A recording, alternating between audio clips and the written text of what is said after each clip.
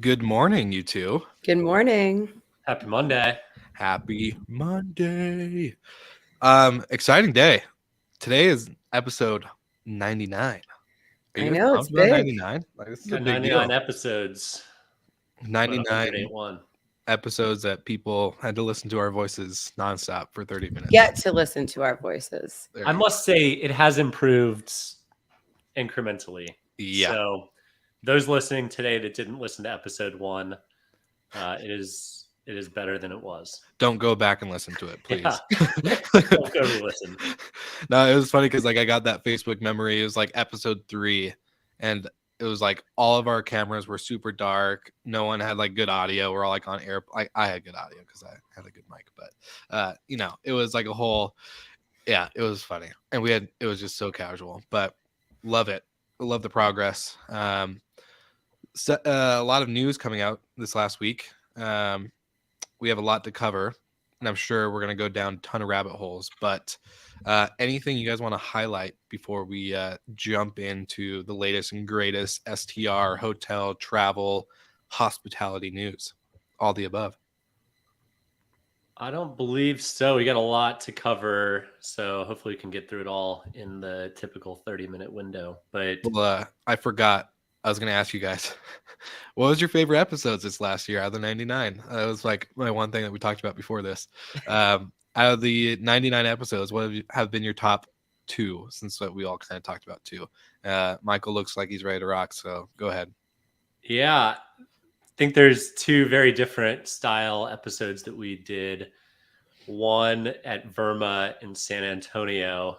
You and I set up in the hallway, Will, and grabbed virtually everybody that walked by and had them tell us some news about what their company's doing and some interesting things that have come out lately. That was a really fun format. And then in terms of favorite guests, we've had a lot of really, really good ones.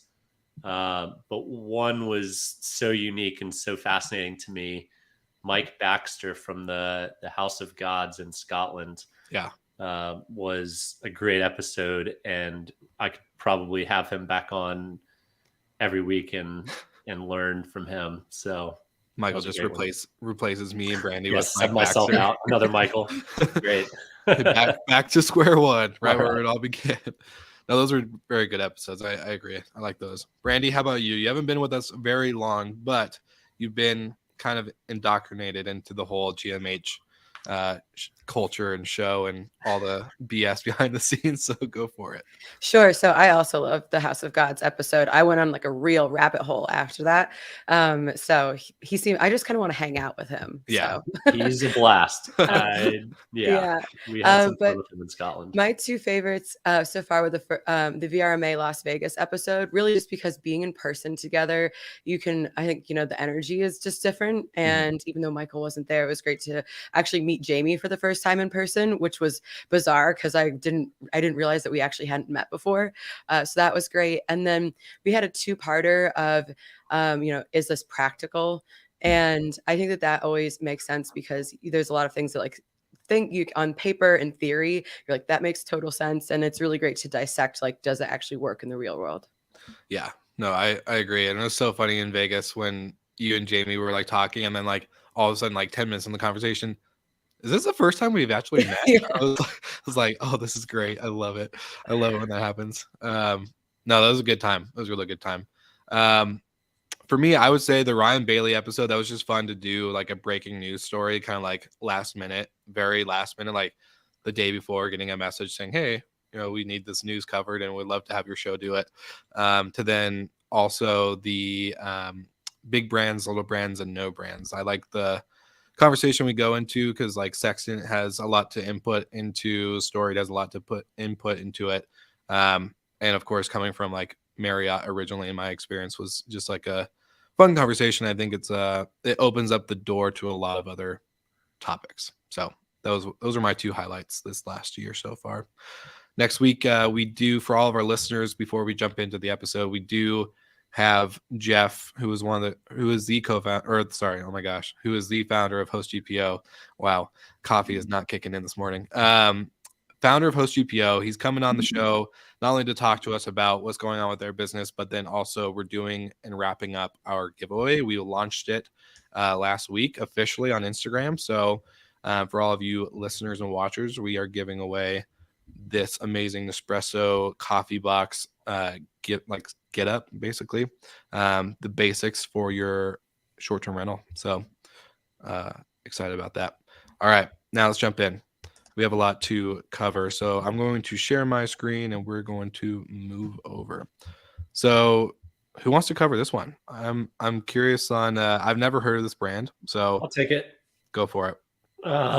So Les Collectionnistes, if my French accent is good, plays in the high-end luxury hospitality segment. So it is a booking site. They do have added layers of service on top of it, but they take some of the biggest and best properties all around the world.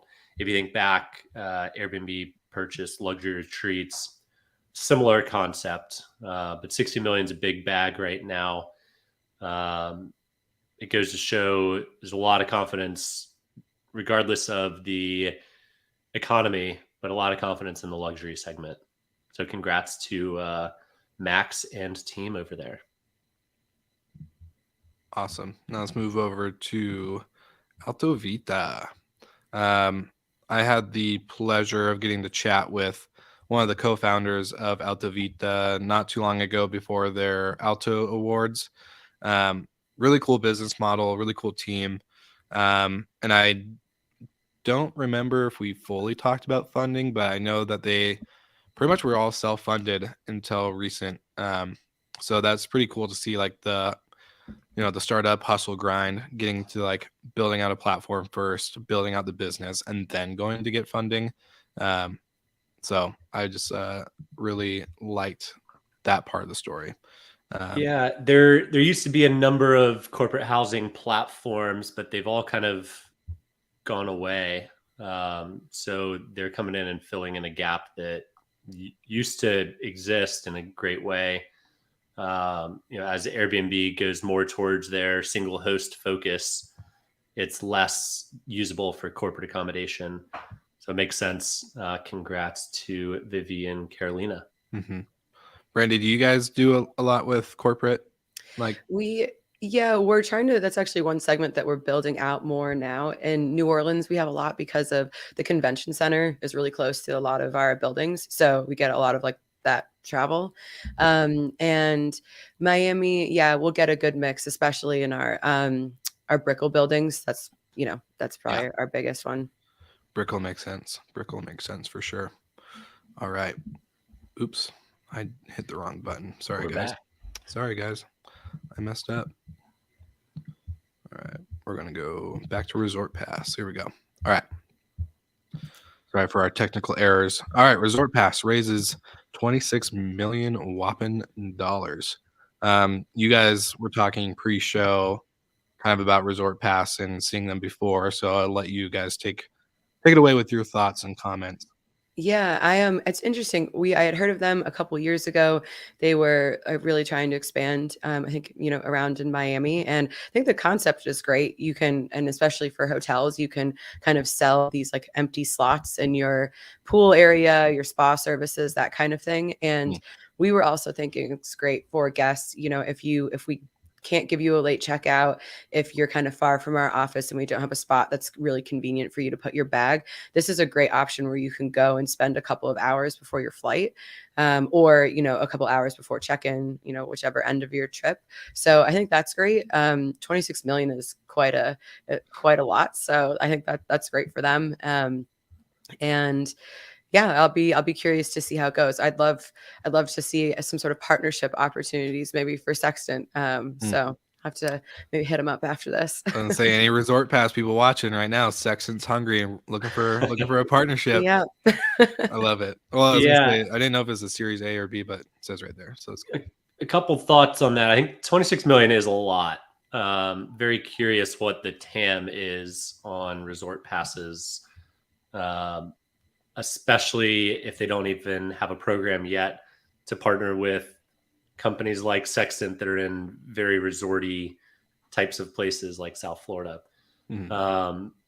You know, there aren't resorts in every destination market, but when you've got short-term rentals that lack some of the resort amenities, a spa, a pool with service, or gyms, things like that, then if you're in the close vicinity of some of these properties, it's a great value add for the traveler, for the hotel to squeeze some extra cash flow, and for the property management company in the short-term rental side to offer a little bit more than just the house. And also, I mean, in Miami, it's great. Like, it's nice sometimes if I have friends from out of town, or even if just doing like a kind of like weekend activity, being able to go and buy the day pass. Mhm. Some places have day passes, but they're, Yeah. $300. Yeah. So I don't know what their pricing will be like, but it'd be nice, even as a local, just going to do something like fun and relaxing for the weekend. That's a It's good an point. interesting take. I think I'm very curious the TAM on this, but the concept is great, and I think they definitely need to take a look at partnering with short-term rental providers. hmm Well, it's funny because like I think it was a Shark Tank episode, or there's some other kind of like pitch investment show. I don't remember Shark Tank or if it was something else. But I think it was like Hotels by Day or dayhotels.com or something like that, where a company was pretty much just trying to sell day passes for hotel rooms. And it was, again, one of those things that great in theory, right? Like if they're not being used, then awesome. Like might as well make some extra revenue. But it just never ended up becoming something that was profitable, or even it was a money sucker for the hotel rather than a maker, because then you have to clean the room twice basically if you're like sold out. And so I think that concept was great in theory, not practical. This one sounds like it's great in theory and practical because, like Brandy said, I think the local aspect, like what a great way to get the like during slow seasons, any type of gap, you can always make some extra revenue there. But then it does sound like even if it is busy, anyone could use it and go for it.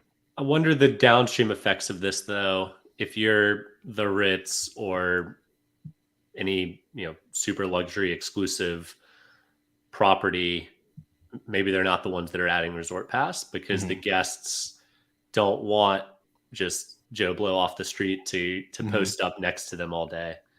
They like the privacy and the closed off from the rest of the world. So I mean, I think it's probably a specific market. It's not going to be your super high end properties, but we'll see. I don't know that much about them, admittedly. Brandy, let us know what happens when you hit them up. All right. Yeah, I'll do a test run. Secret shopper. I love it. I love it.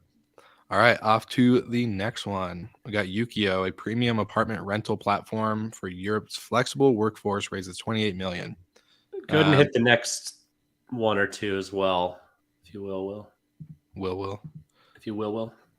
Peruvian startup, and then we have our last two after this. Okay. So we've seen a lot of funding for operators outside of the US. We've covered it almost every week for the past month or two. And it's a great sign. It's a great trend. It's a bit curious how there's not many American companies being so deeply funded, but it's all seemingly international. But if you double click into that a little bit, it does make sense somewhat. These are untapped markets. The TAM in Europe, for example, is bigger than the TAM in the US. And if companies in the US have gone public like Sonder, the stock price may not be reflective of a great successful IPO, but they made it. They've got a track record. It's proven this is how you can grow and scale. And when you can enter a market in Peru and be the only operator there, or you can kind of roll up a group of European cities or countries, there's benefit there. And if you can get in the first round, there's a lot more upside, more value that you can equate to the company than if you invested in a Series C company in the US. So it does make sense why travel is back. The whole COVID thing seems to be over, although it sounds like LA is contemplating some things. They don't count. They're in their own little world over there. Yeah, so hopefully we don't take 5 steps backwards, but travel is recovering, and so the investment, the thaw that we saw for a while of not too many companies being invested in, and VC is sitting on a bunch of cash. Looks like the checkbooks are flowing now. They were probably flowing then, and now people are just announcing. But here we are. It's congrats to the rest of the world. This is great. Yeah, I love seeing an operator in Peru getting this kind of funding, because I know Peru was hit really hard, and obviously tourism is such a big component of their economy. So I think it's nice to see kind of the funds being spread out and some new markets getting that attention. Why do you guys? Well, I know Michael kind of touched on it, but maybe I want your input as well, Brandy. Like, why do you think we're seeing more of a global investment kind of announcement rather than a lot of US ones? Do you think we're just, again, it's just waiting on announcements? Like, the money's flowing now, but we're just not seeing it? Yeah, I kind of agree with Michael that like the really maybe more of the opportunities are kind of outside the US right now. And if we have all these companies that in the States that are maybe a little bit more mature, you're going for later rounds. It's a much bigger check, usually takes a little bit longer, to get all of that sorted. You might have layers to your round. So I think we might see some more announcements later on, but I agree with Michael. I think you just have kind of more opportunities outside the States right now. Yeah. And I haven't done my diligence on who the investors of all these different companies are, but if they've invested in the space at all, they have some learnings, successes or failures. Maybe they invested in Domio and realized how not to light $100 million on fire. Well done, Team Domio. But maybe they invested in Sonder and realized like this model's great, but maybe we don't invest quite as much money in furnishings or quite as much money in headcount. The model works, but fill in the blank. And if you can take those learnings to a company that has a good footprint and can dominate and be the market player there, you could be teed up for, say, Sonder wanting to expand in Peru, and they just buy the biggest operator instead. So it's not always an IPO route. You can build to sell as well. So hopefully some of their investors have some experience in the space and can take past learnings. The good news about this model is it's now existed for quite a while. You don't have to reinvent the wheel. It's not, first to market. Yeah. And it's always a better spot to be able to copy successful companies than to try and invent your own. Yeah. I don't know if you saw, I highlighted the Resort Pass. One of the investors was Brian Kelly, the points guy. Like, that's kind of funny. I thought those. But that makes a lot of sense to me. Total sense. Yeah. But also, like, dang, like, just shows like a media influencer who just started this thing by like a blog, right? I think that's what it started off with, was he was just blogging about how to pretty much get free flights and free hotels using your credit cards. Now it's like he's investing in companies, and it's pretty cool. Yeah, if you can use points for a day pass, I'd be more inclined to do that than actually pay for one personally. Yeah. I love points. All right. To the next one. This was one of our main ones for the day. And I'll bring us back here. We see that Wander raises another round. 100 It's a mil. debt facility. Still, whatever. Round debt. They raise some money. And scroll down, see who it's from. It's from a massive bank. So they're taking capital now that is meant to be deployed to purchase properties, which is PropCo OpCo model, which I love. I'm a big fan. I think you can absolutely control your own destiny if you have these takedown funds that you can go acquire hard assets, and then you own it, you manage it, you control every aspect of it. we'll get to a very, very, very different model next. But without jumping ahead, owning and squeezing as much ROI, NOI, cap rate out of every property is a win-win for the propco investor and the opco investor. So both sides can win. Congrats to Wander. I love the model. Avant Stay has done something similar. I think it was somewhere in the ballpark of, it was definitely 100 million plus in their fund as well. But it is the future, right? People want to stay in homes that are more like hotels than, you know, someone's actual home, and especially on the higher end, the luxury side. So big fan of what Wander's doing. Same. And Credit Suisse was the bank. Will, I saw you scrolling for it. But... I highlighted it. It's right there. Okay, yeah, perfect. I was just reading the rest of the article. Go ahead, Brandy. Yeah, I mean, I just love the houses. Also, when I've been flipping through, they have some pretty nice places. Yeah, I wouldn't mind doing a live episode from there. Yeah, no big we deal. have quite the list of places that we're gonna go visit and do some live episodes from. Yeah, to our future potential sponsors, just know this is what the Delta answer our calls. But I think a point you made kind of leads nicely into the next article about like people wanting to stay in homes that are, you know, really professionally operated, especially on the luxury end. And I think that, yeah, our next article, I think we can kind of go deeper into that. Well, okay, so the nice thing about Wander, I like their model because it's like standardized homes. So you're like, I think Michael just said it earlier, you're not taking somebody's current residence or a secondary vacation home and trying to make it somewhat non-personal and turning it into a vacation rental. Now Airbnb, I don't know. I like the idea because I know one of the companies that they're going to be using for this program, Central, which I think is based out here in Denver. One of their buildings is right next to, like, a couple of blocks away from where I live.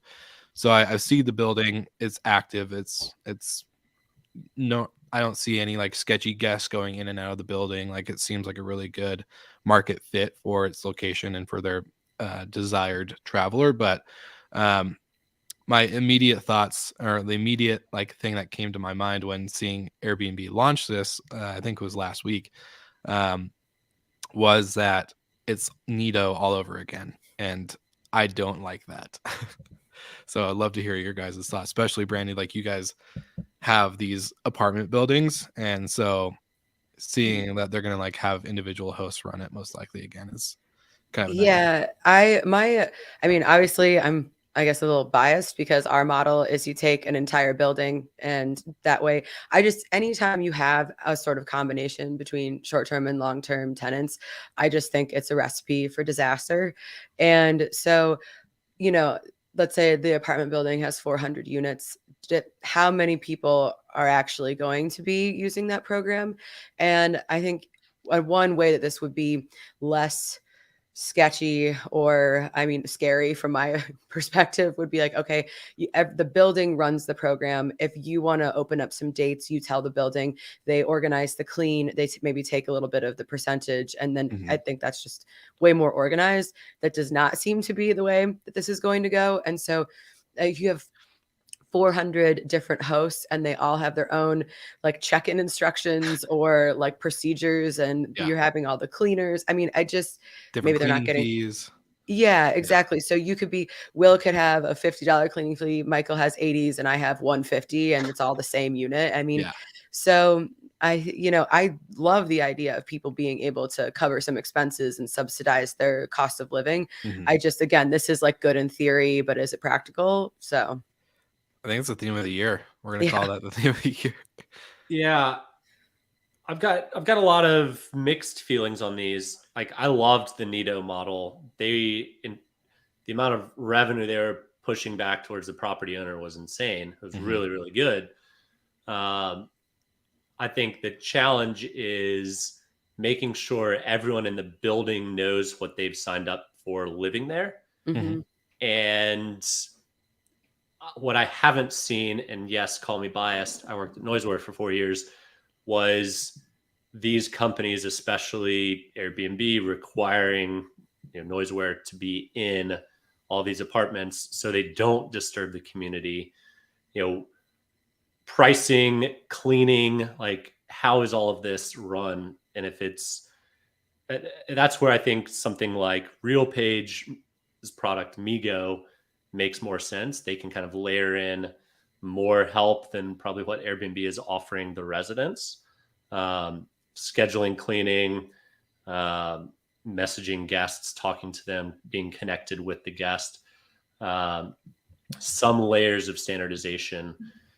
But it's quite the polar opposite from the announcement we made 2 weeks ago, which is Apartments by Marriott. Like, take your pick as a traveler. Would you rather go to Apartments by Marriott or an apartment community?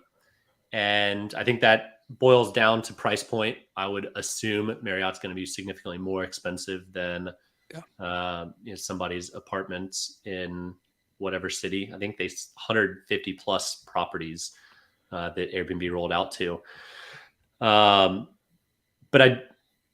I do like the ability for residents to list their property and make some money. Like, that's an attractive amenity as a resident.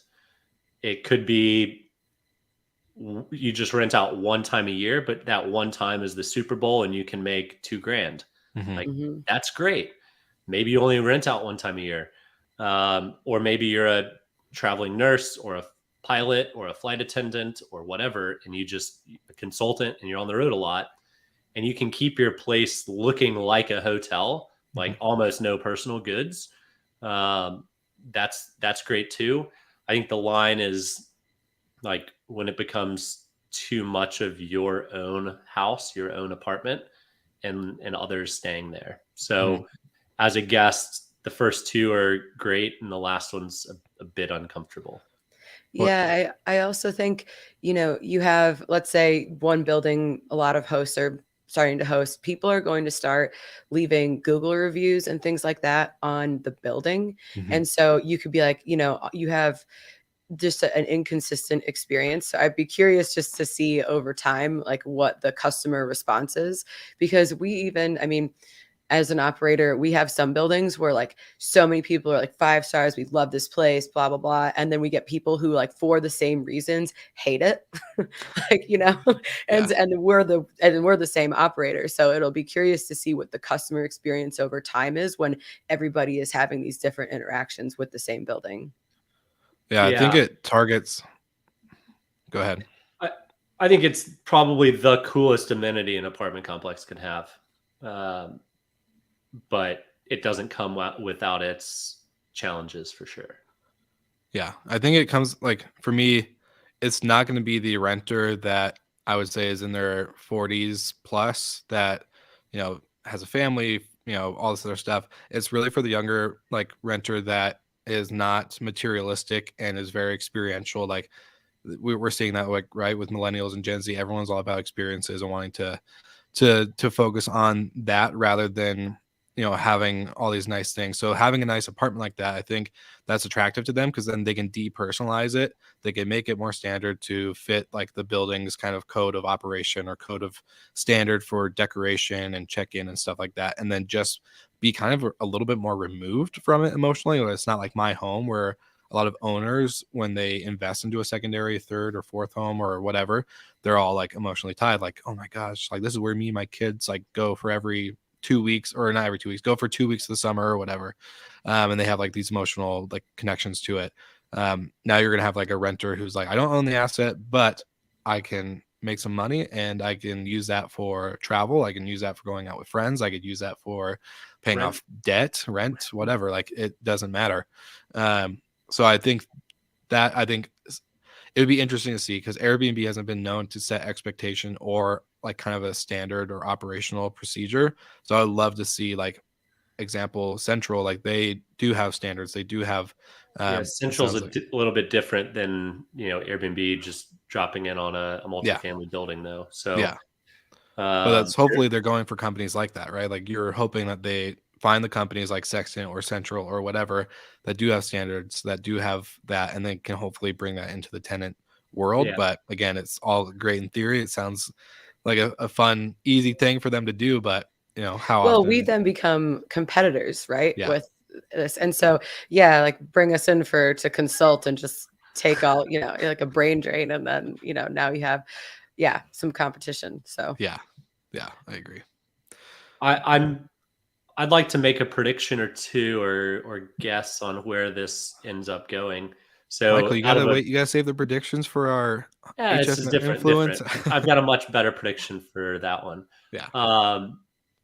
So Will is referencing a influencer prediction show we're going to be doing soon. So everyone who's hearing this, it's a sneak peek. We'll announce it next week. Yeah. But just putting it out there. Yeah, just putting it out there. Keep an eye out. My guess is that this Airbnb multifamily thing is going to stick around. I think it will become more concentrated on fewer buildings. So let's say call it 200 buildings today. I would guess that 5% of residents are turning on the ability to rent out their place. And in a year or two, we might be down to 125 buildings, but 10% or 15% of residents. I think it'll kind of natural selection of people opting in or out of that activity of where they live as well. So yeah, I think people will start to be like, oh, if I'm moving, I hear this building allows me to do this. I think there's going to be a friction with people that already live in the buildings now that they're turning this on. So I think you're spot on there. Yeah. I'm just waiting for my apartment building to tell me that they're ready to turn it on, because I'm never in my unit when I'm traveling for a year, so that'd be a nice way to pay off some bills. But awesome. Well, only 2 minutes over today. That was a lot of topics to discuss. Yeah, a lot of activity. Sweet. So before we close off, just again, next week, Jeff from HostGPO is joining us. We're announcing the winner of the CoffeeBOX giveaway. That's going to be our 100th episode. So what? I know. I'm sad. Am I on next week, or is that Jamie? If it's Jamie, it's just Jeff. So I was gonna say, do you want to join us next week? You're more than welcome to. We have you on the 100th. So come on, let's get it. Pop in and say hi. Yeah, let's get it. Have you pop in like Jamie did that one time when he was in his car. It's like, oh, I'm tuning in live. So 100th episode, big deal. Super excited.